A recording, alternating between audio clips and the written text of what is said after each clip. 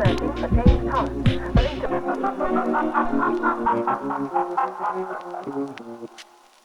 Yeah, so El Mariachi, which was Robert Rodriguez's first feature, filmed for whopping, at the time, reported $7,225, which is the equivalent of around $15,000 today.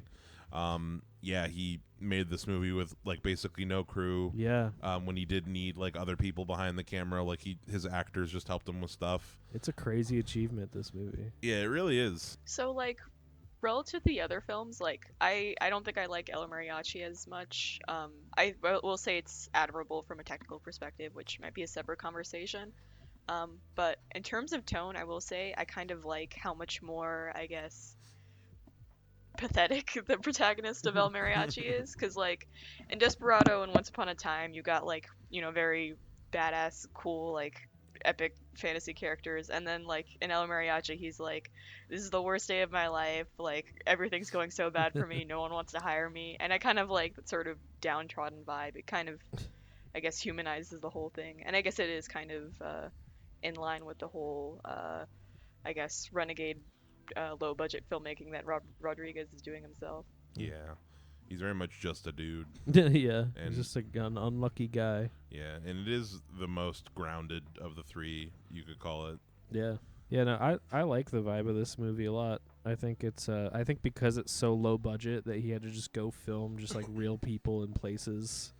And he these aren't sets and you can't really light them differently. It feels super genuine. It feels, I don't know. It feels like I'm really there. I think also considering the fact that everyone here is an amateur, it feels super well performed, and I like the writing too. Mm-hmm. You know, and I like the fact that he's not a badass. He's just like a singer who's out of work Yeah. for most of this movie. Who just kind of falls in the situation. Yeah.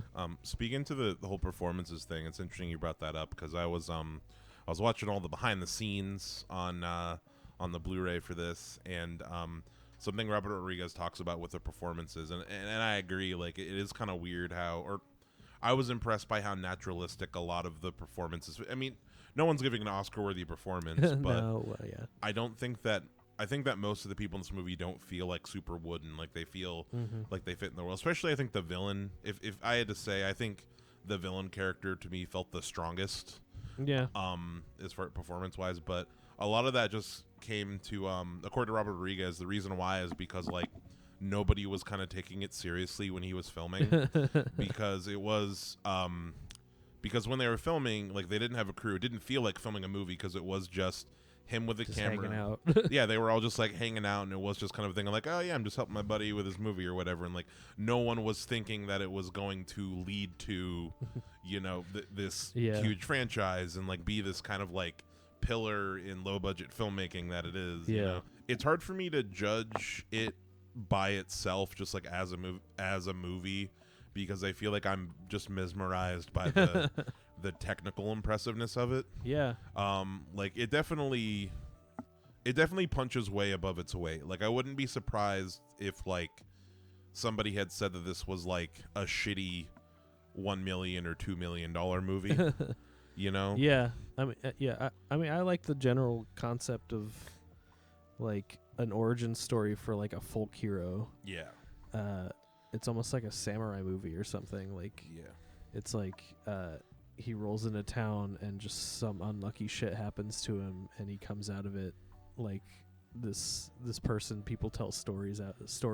I think that's just cool. The police are searching for James